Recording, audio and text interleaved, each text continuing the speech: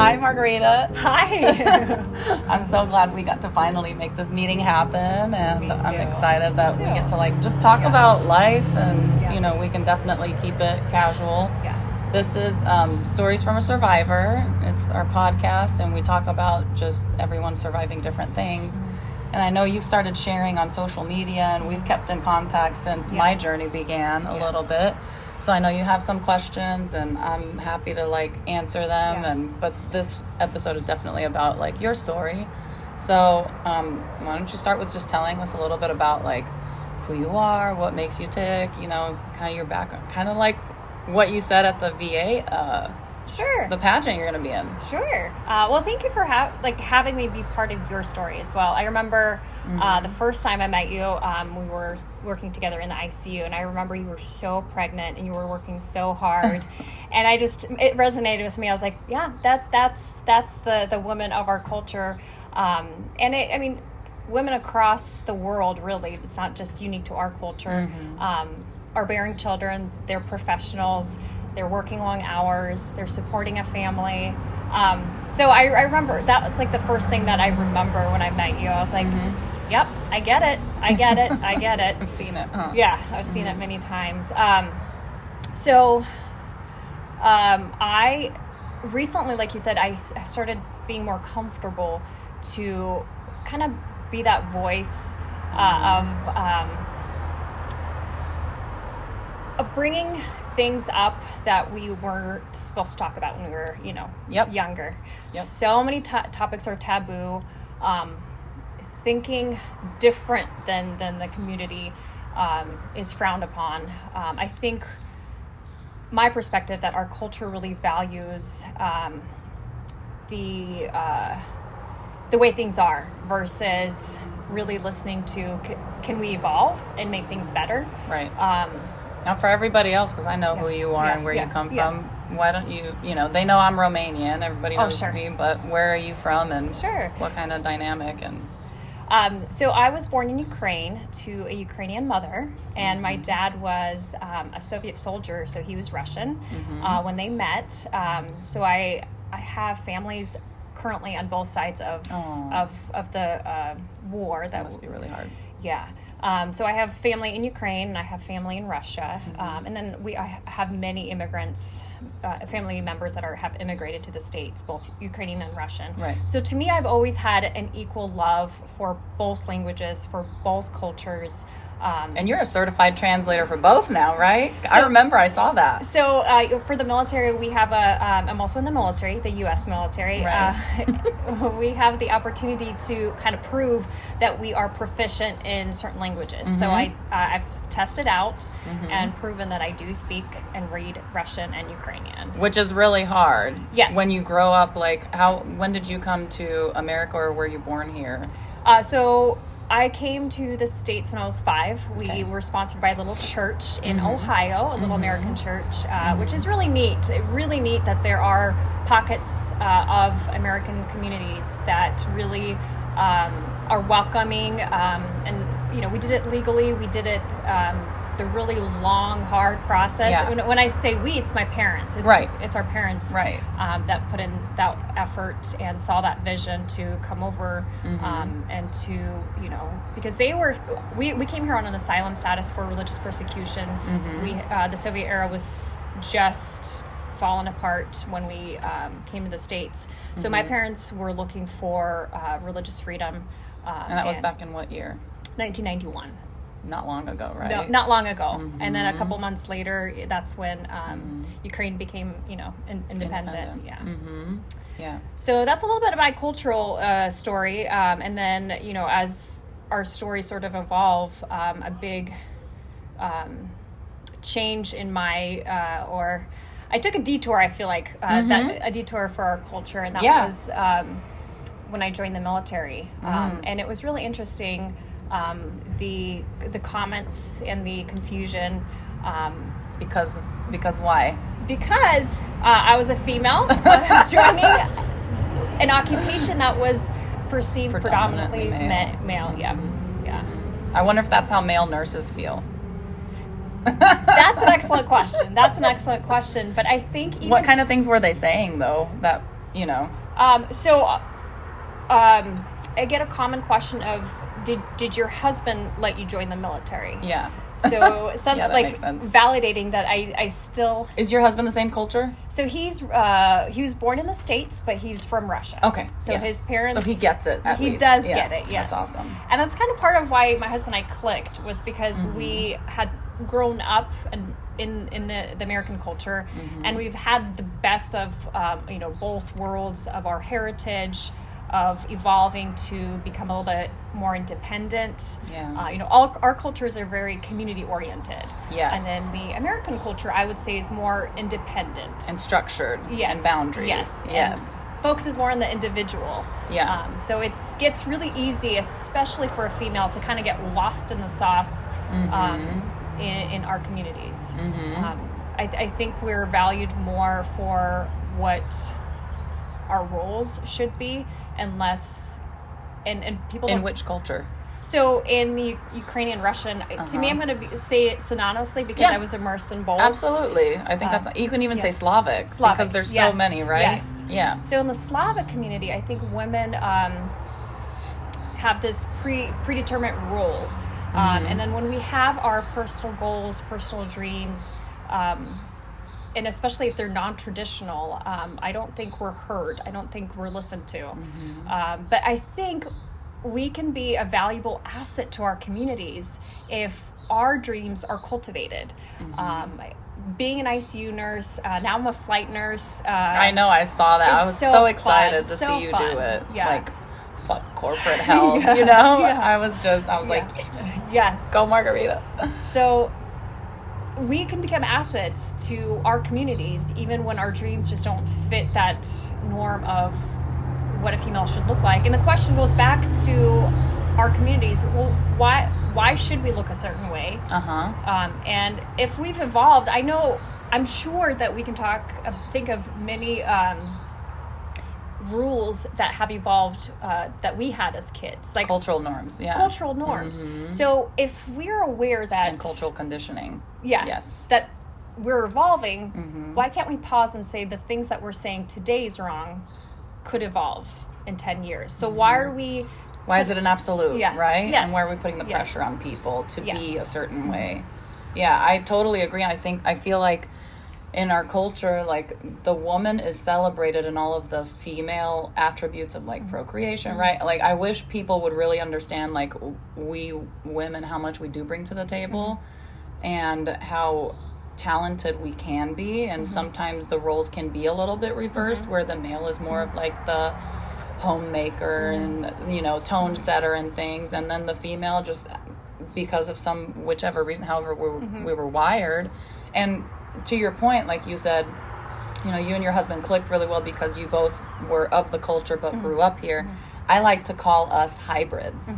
We're not really, like, I'm not really Romanian. I love all of my things about Romanian, but I also love all my things I learned as an American, like all the love and the, but do you feel like sometimes also people look at us, like, I'm referring more to the American culture as, like, kind of like workhorses, like, oh my gosh, these people are just a different breed. Do you feel like that? I do too. I do, but I also think we've kind of brought that on ourselves. Yes. So I think as an immigrant, we often feel the need to prove ourselves that we do belong here. We are valuable. And I'll prove that because I'm going to work harder, and I'm going to, work for your company and do all these things to prove that I belong here. And I know that as a kid, I remember in like 8th grade, I was told by some boys in my class that I should go back to my country. Oh, so from that moment, I've heard that a lot. Yes. Yeah. From that moment, I just knew that I needed to prove that I belonged here. And it's interesting, even when I put on the uniform and I'm saying that I'm here for the people, I'm serving the people.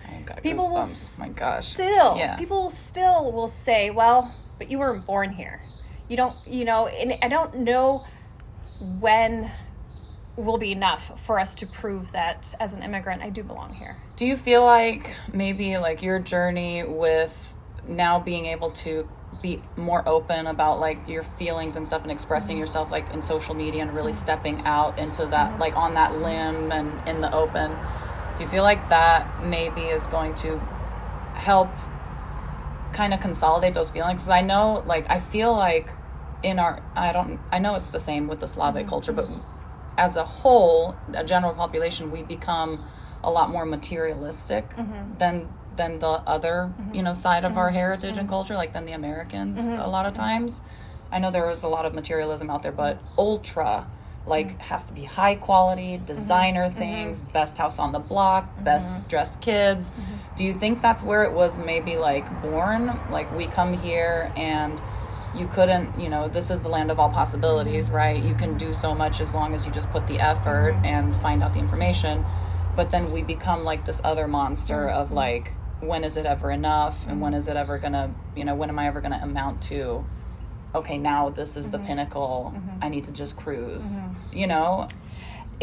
I love that you bring that up, because right now I'm getting memories of walking in, to church on Sunday, and all the youth turn their heads and they're looking you up and down. Oh yeah.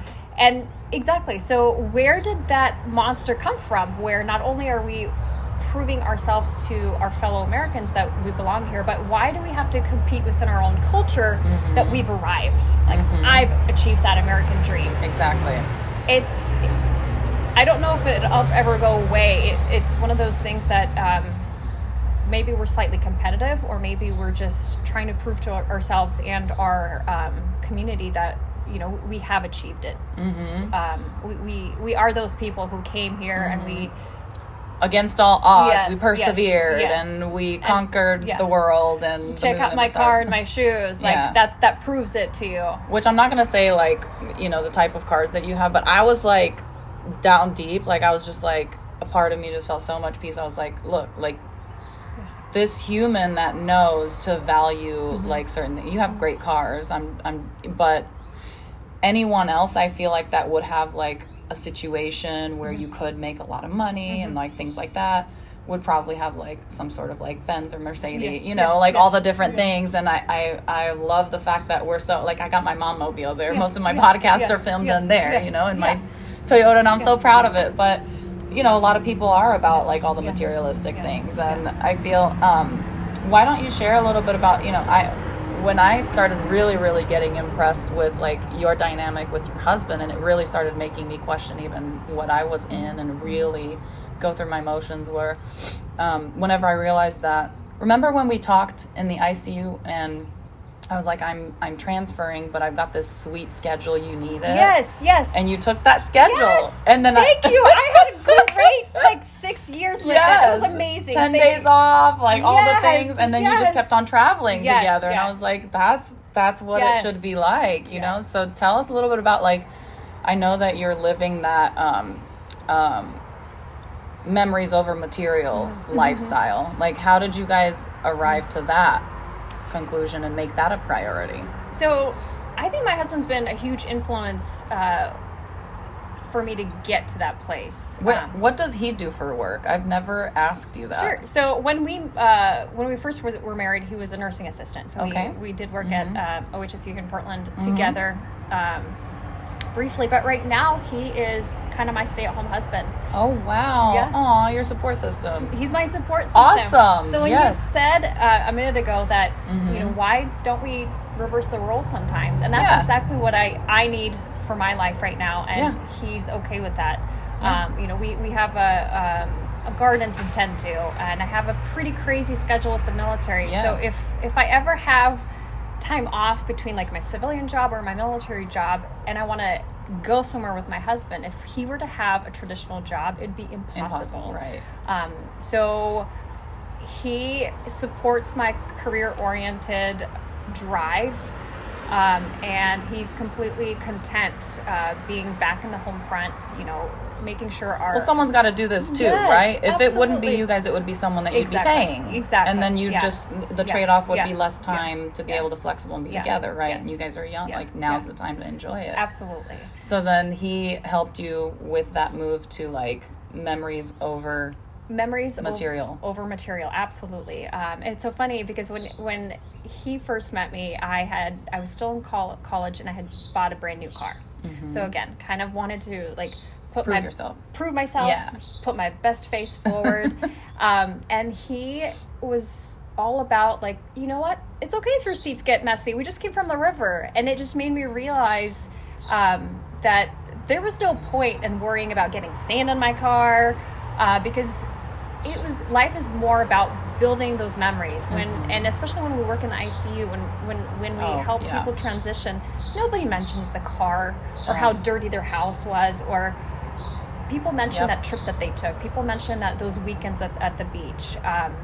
And it was a combination of helping people transition kind of at their end of life, and also my husband's refreshing perspective of, he grew up in a large family immigrant community, so he never had a chance to have new cars, have new shoes. It was all hand-me-downs. They would dumpster dive, like to them, like he knew struggle, and to him he found that happiness, lasting happiness, was in making those memories, you know, taking that bike down the street and not coming back till the lights, came on. Like that's what he valued. When we were dating, I asked him, I was like, what's the most important thing to you? He's like, to be happy. And I said, no, that's the wrong answer. It's to be successful.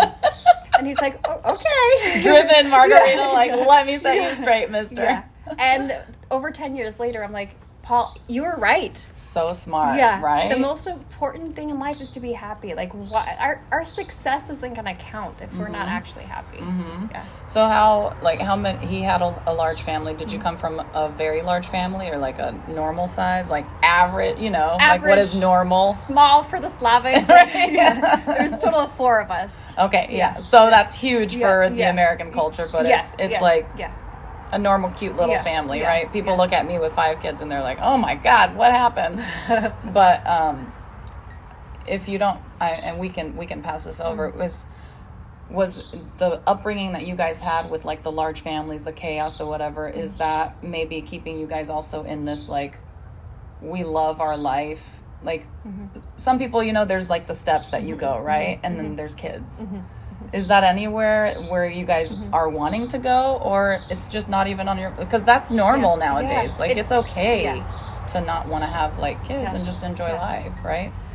I love how you asked that question, because it's so non-threatening, and a lot of times we have this tendency of it's hard assume that when are you having kids, instead of giving this open invitation of tell me about your thoughts on having kids. Exactly. So we got married with the intention of we're definitely having kids, and then as I grew emotionally as a person, and as I was learning to deal with my childhood trauma, I realized that I need a lot more time before I really should invest in having my own kids. And then B, the longer my husband and I grew together and grew the life that we wanted, I realized we were so happy. Yeah.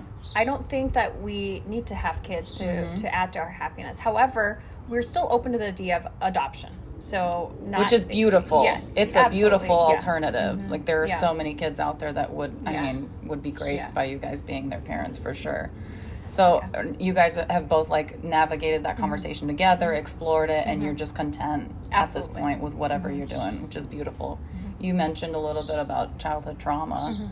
Do you want to talk a little about that? Like what things were traumatic other than the culture shock and the, the eyes watching and the materialistic things? And so I am almost done with the memoir, and I definitely am very candid. I'm excited about specific stories, and I love writing. So when I'm retelling my childhood stories, I try to do it in a very real-time manner. Like I try to bring back all the senses in the moment as they were happening. Because I think it's important for us when we're ready to share those stories. And to answer your question, so yes, I'm okay talking about my past, as evident with me, potentially getting published someday. Right. So I think some of the struggles that all immigrants face, and we've already addressed that, some of that identity crisis where, you're not American enough, but you're not Ukrainian enough, you're not Romanian enough. You don't fit in anywhere. That's why I said we're hybrid. We have our own culture. Yes. Yeah. And So that's kind of, I can almost say, like a universal experience for immigrants. But then a more interesting, I guess, sidestep to that, that some of us experience is that extreme religious influence. And sometimes it gets blurred with mental health. So, and again, our communities have evolved, but when I grew up, there was a complete blur between what was religion and what was mental health symptoms. There were times that my siblings and I, we didn't eat for 24 to, closer to 48 hours because there was this rule in our house that nobody could enter the kitchen. There were these rituals and obsessive compulsive behaviors that overshadowed. However, it was explained that cleanliness was next to godliness. So then you're growing up with like religious influence, but there's like very palpable mental health influence, and you don't know how to do it as a kid. How to do it. Yeah, you don't know how to understand it. And then you start blaming, well, then it's God's fault that I'm not eating. Yeah. And then it affects your spirituality. Right.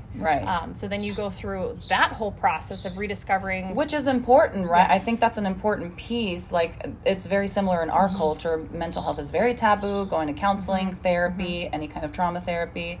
And then you wonder, like, how much spirituality and how far are we pushing people away from whatever they want to believe in with the higher power, like God, the universe, Jesus, Holy Spirit, all those different good things that help us like keep balance. But we're like snuffing out that potential by being like super religiously indoctrinated and like culturally conditioning and like all the traditions and the rituals like you were talking about. Like there's a lot of superstition in Romanian culture too, and they're religious, and I'm just like, what the hell? Like, why can't we then like talk to like a marriage counselor if we're talking about like superstitions and stuff? So then you guys grew up in a medium where do you feel like that made your bond as siblings stronger? Like, or was it different phases? Were there like definitely probably ups and downs? Like, where are you guys at now? Definitely different phases, definitely ups and downs, because there were times we were able to kind of build alliances and trust among ourselves. But then there were times that we valued authority or parental authority over the trust. Over the trust. Because that's what we're taught. Yes. We're taught no matter what, right? Yeah. So I remember in high school, like I was told to go follow my brother around. So I think I was a freshman. I think he was a senior. And I was instructed to follow him around and report back the things that he would do. Oh, wow. So in that case, it's very destructive. For like a sibling bond. Absolutely. But it was really that where I'm starting to see why I valued authority so much, because against all, my gut instincts, how derailed that was, I did it because I felt like that was the right thing to do, because my parents, my authority figure, told me to do that. And you trusted them blindly, right? Yes. Like, even though I think just as kids, like whenever we have that trauma bonding, like different things happen, but you're still like, but they're still my bread and butter. Like I would be nothing without them, right? And then there's that seal, and then you're just like, okay, like I may not agree with it, but I'm going to do it because I'm told to. So how did that did your brother ever find out, and how did that affect you guys? Yeah. So we definitely, and then that's where that destruction kind of comes in, where then, he would try to kind of retaliate. Okay. And like kind of tell on you. So like you told on me, but they don't know about this. Exactly. Oh my gosh. That's bringing back memories for me too. Absolutely.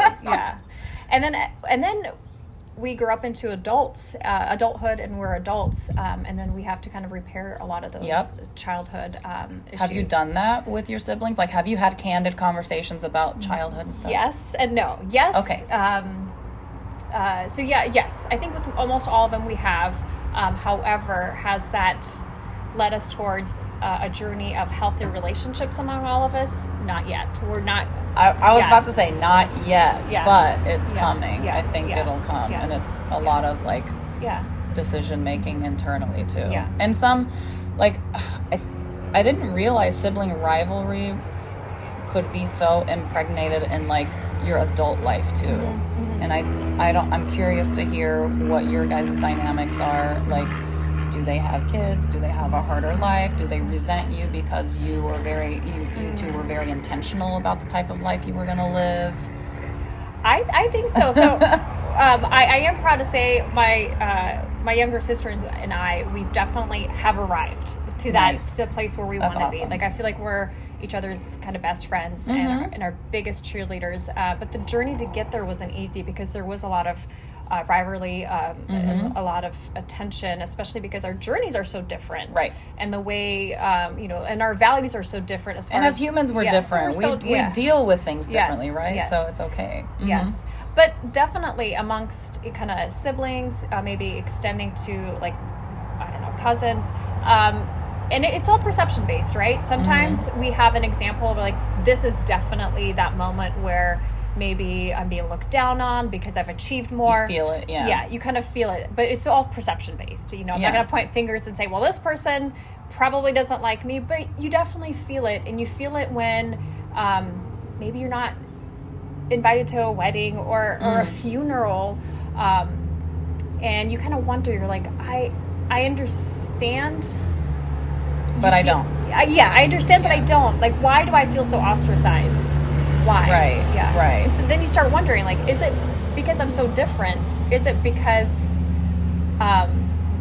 the way I've perceived my life to be is, and how I've achieved things, just isn't compatible with their idea of what I should be doing it? So.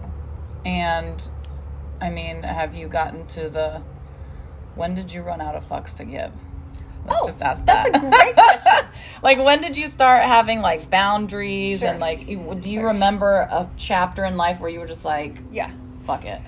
So I think, a couple, oh goodness, I'm losing my sense of time. I'm going to say 6 years ago, 5 or 6 years ago, I had to make a tough call. And one of my youngest sisters was still a minor. She was under 18, and she finally confirmed to me what I had known, but we weren't really communicating, that what things were happening at home. And I was like, because you verbalized it to me, and up until that point, I was assuming, but I hadn't been back to my house since I was, in a long time. Wow. I had very limited contact with my youngest siblings at home.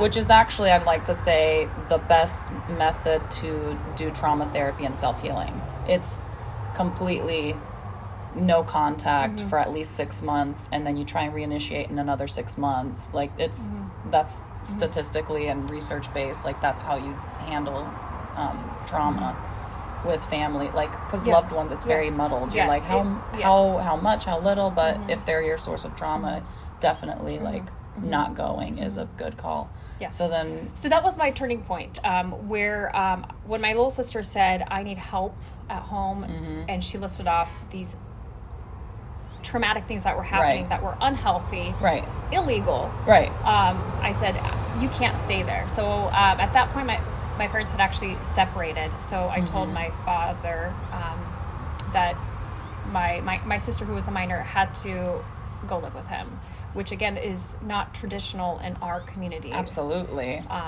And even in the American culture a lot. Like, it's just typically it's the mom, right? And I called one of my aunts, and I had a very candid conversation, and I said, I can't share with you a lot of details, but I had to do this for our family. My youngest sister is now with my dad, living with my dad.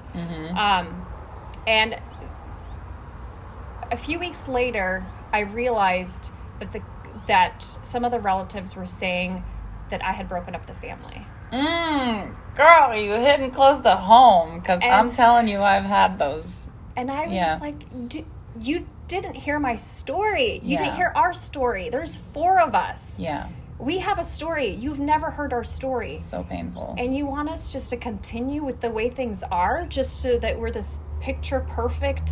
For the image, for the sake of image.